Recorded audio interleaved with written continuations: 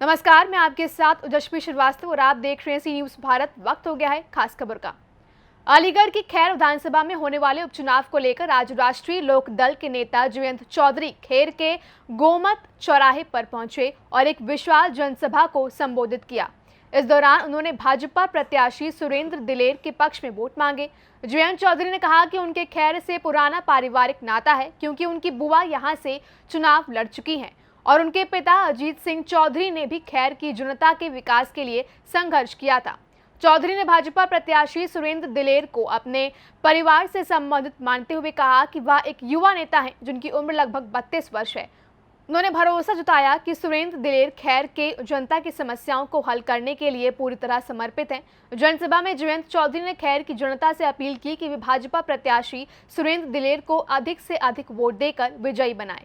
उन्होंने कहा कि खैर की जनता को कभी भी डीएपी कमी महसूस नहीं होगी और खैर की सीट को जीतकर मीरापुर सीट भी जीतनी होगी। नेता निकल के आए हैं जिनको राष्ट्र की मुख्य धारा पे, देश की पटल की, देश की नजर के सामने ला करके सरकार ने सम्मानित किया। चौधरी चरण सिंह जी तो भारत रत्न दिया ही है, लेकिन इस क्षेत्र में जिन्होंने, जैसे सुरेंद्र एक राजनीतिक राजघराने से हैं, वह तो यहाँ मुरसान के घर में पैदा हुए और हाथरस के राज परिवार में उन्होंने गोद लिया, वृंदावन में महल बना। इसकी बात कर रहा हूँ राजा महेंद्र प्रताप जी। कितना बड़ा योगदान 1915 में जिस व्यक्ति ने घोषित कर दिया कि भारत आजाद हो गया 1915 में, वह राष्ट्रपति बने। बरकतुल्लाह जी को उन्होंने प्रधानमंत्री बनाया। कितना बड़ा योगदान शिक्षा के क्षेत्र में। यहाँ अलीगढ़ के केडी कॉलेज को उन्होंने जमीन दी, काशी विश्वविद्यालय को जाके दान दिया। आर्य समाज के इस आंदोलन को जिसके साथ चौधरी चरण सिंह हर मन से उस बात को कहते थे। राजा महेंद्र प्रताप जी भी कट्टर आर्य समाजी थे। यानी उसी बातों को, ख्यालों को से अलग करके वैज्ञानिक सोच और विचार के साथ गांव के लोगों को जोड़ने के लिए जो प्रयास उन्होंने किए, शायद भारतीय इतिहास में और कोई नहीं कर रहा है। यही अलीगढ़ में उन्होंने शिक्षा हासिल की, एएमयू विश्वविद्यालय बन गया। और गौरतलब ये बात है कि 1909 में एक आयोजन हुआ, खुशी की लहर थी, तीज का त्योहार था। ब्रज के लोग जो है तीज पे झूला झूले, तो आयोजन बड़ा था, यज्ञ हुआ कि जो है पुत्र का जन्म उत्सव पे कोई शुभ आयोजन। दूर दराज से सभी ज्ञानी लोग पहुंचे होंगे, शुभ चिंतक पहुंचे होंगे, बड़ा जमावड़ा रहा होगा। राजा महेंद्र प्रताप जी ने कहा, मेरा पुत्र पैदा हुआ है और ये औद्योगिक शिक्षा की संस्थान को मैं आपको सौंपता हूं। लोग अचंभित रह गए कि हम सोच रहे हैं अपने बेटे के जश्न में बुला रहे हैं।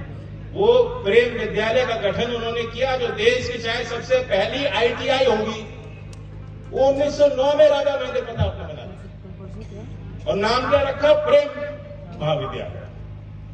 तो ऐसे महापुरुष को सम्मानित एनडीए की सरकार कब करती है, जब उनके कंट्रीब्यूशन को समझते हुए, जीवन के उनके संघर्षों को उनके विचार से जुड़ते हुए वो ये कहती है सरकार कि यही अलीगढ़ में जहां उन्होंने शिक्षा हासिल की, उनकी कर्मभूमि पे जिस चीज के लिए उन्होंने पूरा दान कर दिया अपना सारा साम्राज्य, उस शिक्षा पद्धति को बढ़ाने के लिए, गांव को, लोगों को, नौजवानों को शिक्षा से जोड़ने के लिए, उच्चतम शिक्षा पद्धति के लिए, नवचार के लिए एक विश्वविद्यालय का गठन होगा राजा महेंद्र प्रताप जी के नाम से।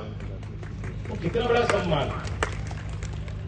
बाकी आप ठीक कह रहे हैं, उन्नत खेती यहां होती है, गन्ने की बड़ी पैदावार होती थी इस क्षेत्र में। गन्ना की यहाँ खेती और विकसित हो, यहाँ उद्योग विकसित हो, इसके लिए राज्य सरकार तत्पर भी है।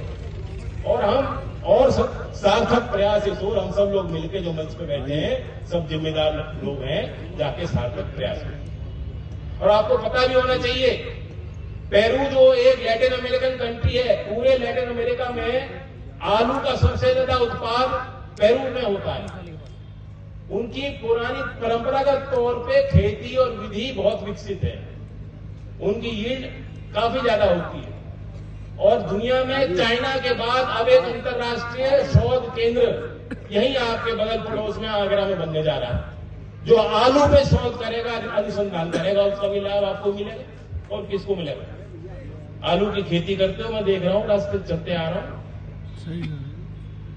और साथ साथ अलीगढ़ के लोग, यहाँ का एक उद्योग जो विश्व विख्यात है वो ताला। अब ताला लोग घर पे लगाते हैं सुरक्षित रखने के लिए, अपनी संपत्ति रखने के लिए, अपनी पूंजी को बचा के रखने के लिए ताला लगाते हैं अलीगढ़ का। आने वाले समय में यहाँ गोला बारूद, यूएवी, ड्रोन, जो डिफेंस टेक्नोलॉजी है, आपको पता है कि कोल के क्षेत्र में वो जो जमीन भी उसकी आवंटित कर दी गई और 39 कंपनियों ने करार भी कर दिया, वो आगे भी आ गई। हजारों करोड़ रुपए की लागत से वो निवेश करेंगे और इस क्षेत्र के हजारों नहीं लाखों बच्चों को भी उसका फायदा मिल सकता है। और जिस तरह से यहाँ के जवान आर्मी में, पैरामिलिट्री में देश की रक्षा के लिए तत्पर है, तो यहाँ पे बनाए गए उत्पाद भी, हथियार भी, औजार भी, उपकरण देश की रक्षा के लिए समर्पित होंगे और देश और दुनिया में निर्यात भी उनका होगा, उसका लाभ भी आपको मिलेगा। अलीगढ़ से सी न्यूज संवाददाता सोनम की रिपोर्ट। फिलहाल इस खास खबर में बस इतना ही। देश दुनिया की तमाम खबरों के लिए आप देखते रहिए सी न्यूज भारत।